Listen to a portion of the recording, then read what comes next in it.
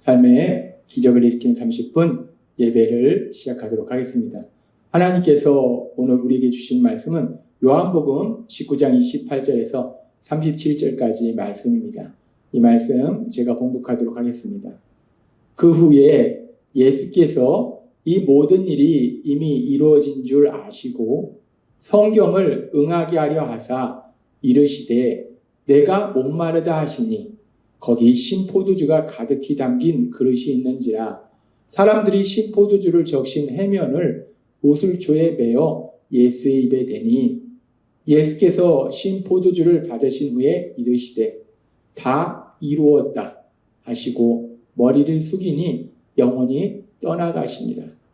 이날은 준비일이라 유대인들은 그 안식일이 큰 날이므로 그 안식일에 시체들을 십자가에 두지 아니하려 하여 빌라도에게 그들의 다리를 꺾어 시체를 치워달라 하니 군병들이 가서 예수와 함께 못 박힌 첫째 사람과 또 그 다른 사람의 다리를 꺾고 예수께 이르러서는 이미 죽으신 것을 보고 다리를 꺾지 아니하고 그중 한 군인이 창으로 옆구리를 찌르니 곧 피와 물이 나오더라. 이를 본 자가 증언하였으니 그 증언이 참이니라. 그가 자기의 말하는 것이 참인 줄 알고 너희로 믿게 하려 함이니라. 이 일이 일어난 것은 그 뼈가 하나도 꺾이지 아니하리라 한 성경을 응하게 하려 함이라. 또 다른 성경에 그들이 그 찌른 자를 보리라 하였느니라. 아멘. 오늘도 이 시간 우리 사랑하신 하나님 우리에게 말씀하실 때 하나님의 말씀을 듣기 전에 잠시 기도하는 시간 갖도록 하겠습니다. 좋으신 하나님 언제나 저희를 사랑하시고 오늘도 저희를 사랑하셔서 저에게 오셔서 친히 말씀하시니 감사합니다. 하나님 아버지 원죄를 지닌 저희들 아는 것보다 모르는 것이 더 많고 할 수 있는 것보다 할 수 없는 것이 더 많은 한없이 연약한 저희들입니다. 그런 저희들 이 땅을 살아갈 때 도대체 어디로 가야 될지 무엇을 해야 될지 알지 못하는 저희들 오늘도 하나님께서 주시는 그 진리의 말씀들이 우리 귀에 들리게 하시고 그 말씀들이 믿어지게 하셔서 그 말씀을 믿는 믿음으로 담대히 세상을 살아가며 하나님이 약속하신 그 약속의 말씀들이 우리의 삶으로 현실로 이루어지는 그 놀라운 역사들을 체험하는 저희 모두가 될 수 있도록 은혜 베풀어 주옵소서. 예수님의 이름으로 감사하며 기도드리옵나이다. 아멘. 우리 예수님 이제 십자가에서 죽임당하실 때 그 예수님 옆에 있던 사랑하는 제자 요한에게 자신의 어머니를 맡깁니다. 그렇게 자신의 어머니를 부탁하고 이제 우리 예수님 십자가에 돌아가실 때 성경은 계속해서 이렇게 말씀합니다. 요한복음 19장 28절에서 29절 말씀. 그 후에 예수께서 모든 일이 이미 이루어진 줄 아시고 성경을 응하게 하려 하사 이르시되 내가 목마르다 하시니 거기 신포도주가 가득히 담긴 그릇이 있는지라 사람들이 신포도주를 적신 해면을 우슬초에 메어 예수의 입에 대니 라고 말씀합니다. 예수님께서 이제 사랑하는 제자 요한에게 자신의 어머니를 부탁하고 그리고 성경은 말씀합니다. 신포도가 가득히 담긴 그릇이 있는지라 사람들이 신포도를 적신 해면을 우슬초에 메어 예수 입에 되었다라고 말씀합니다. 그러면서 이 장면에 대해서 요한복음 19장 28절은 이렇게 말씀한답니다. 그 후에 예수께서 모든 일이 이미 이루어진 줄 아시고 성경을 응하게 하려 하사라고 말씀합니다. 성경을 응하게 하려 하사. 이 말씀은 뭐냐면 하나님께서 성경을 통해서 말씀하신 그 말씀이 그대로 이루어지도록 하시기 위해서 목마르다라고 말씀하신다는 거예요. 그러니까 예수님이 목마르다라고 말씀하시니까 사람들이 예수님에게 신포도를 준다는 거예요. 예수님이 성경을 응하게 하려서 하나님께서 말씀하신 그 말씀이 그대로 이루어지도록 하시기 위해서 목마르다라고 말씀하고 그 말씀을 하시니까 사람들이 예수님에게 신포도주를 준다는 거예요. 그것이 성경을 응하게 한다. 즉 하나님이 말씀하신 그 말씀이 현실로 그대로 이루어진다라고 말씀해요. 그렇다면 성경 어디에 이런 내용이 기록되어 있는가? 우리가 그 말씀을 살펴보면 다윗이 지은 시편 69장 21절은 이렇게 말씀합니다. 그들이 쓸개를 나의 음식물로 주며 목마를 때에는 초를 마시게 하였사오니 라고 말했습니다. 여기서 초라는 것이 바로 신포도를 의미해요. 목마를 때 신포도주를 마시게 하였사오니 라고 하나님께서 이미 다윗, 믿음의 사람 다윗을 통해서 말씀하셨는데, 이 말씀이 그대로 이제 우리 예수님이 십자가에 돌아가실 때에 우리 예수님이 목마르다 라고 말씀하시니까 사람들이 그 예수님에게 신포도를 주는 그 일이 일어나더라는 겁니다. 하나님이 믿음의 사람 다윗을 통해서 성경에 기록하게 하신 이 말씀이 그대로 현실로 이루어지더라는 겁니다. 구원자로 오신 예수님이 십자가에 돌아가신 그 과정 속에서 이 말씀 그대로 이루어지는 놀라운 역사가 일어나더라는 겁니다. 그런데 이렇게 하나님이 말씀하시고 그 말씀을 그대로 이루시는, 말씀을 성취하시는 이런 일에 대해서는 성경의 많은 부분에 나오는데, 그 많은 말씀들 속에서 우리 예수님이 십자가에 돌아가시는 과정 속에서 또 하나님이 말씀하신 그 말씀이 이루어지는 또 다른 이야기가 성경에 기록되어 있는데, 그 이야기는 이제 우리 예수님 십자가에 돌아가신 후에 성경은 이렇게 말씀합니다. 요한복음 19장 31절 말씀.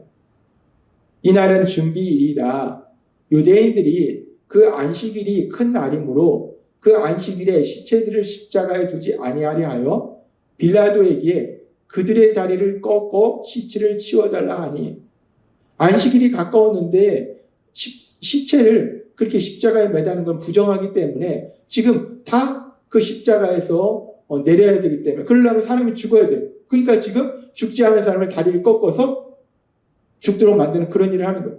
다리를 꺾어 시체를 치워달라 하니 군병들이 가서 예수와 함께 못 박힌 첫째 사람과 또 그 다른 사람의 다리를 꺾고, 예수님과 함께 좌우편에 죄인들이 십자가에 매달렸는데 그들은 아직 죽지 않았다는 거예요. 그래서 그들의 다리를 꺾음으로 인해서 그들이 죽음에 이르도록 만들었다는 거예요. 그렇게 그 예수님의 좌우편에 매달린 사람들을 죽음에 이르도록 만들고, 33절에 이렇게 말씀합니다. 예수께 이르러서는, 이제 가운데 있는 예수님의 다리를 꺾으려고 했는데 예수께 이르러서는 이미 죽으신 것을 보고 다리를 꺾지 아니하고, 이미 예수님께서 숨을 거두셨더라는 거예요. 전에도 하나님이 말씀하신 것처럼 다 이루었다 하시고 예수님이 숨을 거두셨다는 거예요. 그렇게 이미 예수님은 돌아가셨기 때문에 군병들이 더 이상 예수님의 다리를 꺾을 필요가 없었어요. 다리를 꺾는 것은 죽지 않았기 때문에 죽음을 맞이하도록 하기 위해서 다리를 꺾는데, 예수님은 이미 숨을 거두셨더라는 거예요. 그러니까 군병들이 예수님의 다리를 꺾지 않았다는 거예요.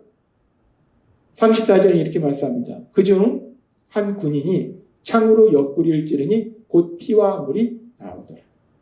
그렇게 예수님이 십자가에 돌아가실 때에 예수님은 다리를 꺾지 않았다라고 성경은 말씀합니다.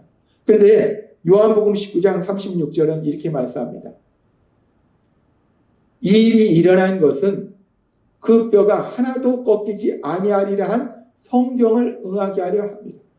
지금 우리 예수님이 십자가에 돌아가실 때에 이제 지금 앞에서 읽은 그 장면처럼 다른 두 죄수는 아직 죽지 않았기 때문에, 숨을 거두지 않았기 때문에 다리를 꺾어서 그들이 숨을 거두도록 만들어요. 근데 우리 예수님이 이미 숨을 거두셨기 때문에 다리를 꺾지 않았다는 거예요. 근데 이 일이 그냥 우연히 일어난 것이 아니라 지금 36절은 뭐라고 말씀하냐면, 이 일이 일어난 것은 그 뼈가 하나도 꺾이지 아니하리라 한 성경을 응하게 하려 합니다. 하나님이 이미 성경의 말씀을 통해서 구원자로 오신 예수님, 그 예수님의 뼈가 하나도 꺾이지 않을 것이다 라고 성경에 말씀하셨는데 그 말씀 그대로 이루어졌다라고 말씀한다는 거예요. 그렇다면 성경 어디에 그런 말씀이 기록되어 있는가? 우리가 이 부분도 찾아보면 시편 34장 19절과 20절은 이렇게 말씀합니다. 의인은 고난이 많으나 여호와께서 그의 모든 고난에서 건지시는도다.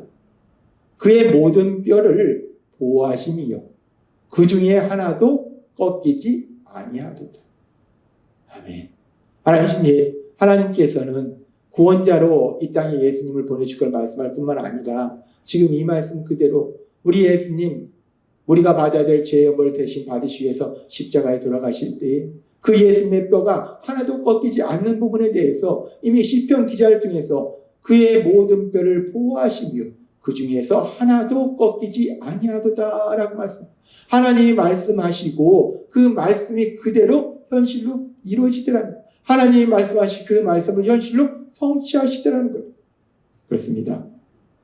우리는 오늘 말씀을 통해서 하나님께서 아주 중요한 영적인 진리를 말씀해 주시는데, 하나님은 창세기로부터 우리를 죄에서 구원하실 구원자가 이 땅에 오실 것이다라고 계속 말씀하셨어요. 창세기의 말씀, 또 모세를 통해서 말씀하시고, 다윗을 통해서 말씀하시고, 이사야 선지자를 통해서 말씀하시고, 계속 하나님이 구원자를 보내실 것이다 말씀하시고, 그 말씀을 그대로 우리 예수님을 구원자를 보내주시더라는 거예요. 그 말씀이 그대로 현실로 성취되더라는 거예요. 뿐만 아니라 우리가 오늘도 살펴본 말씀처럼 구원자로 오신 예수님, 그 예수님이 십자가에 돌아가신 그 과정 속에 일어나는 그 모든 일에 대해서도 하나님께서 미리 성경을 통해서 말씀하셨고, 그 말씀이 그대로 현실로 성취되더라는 거예요.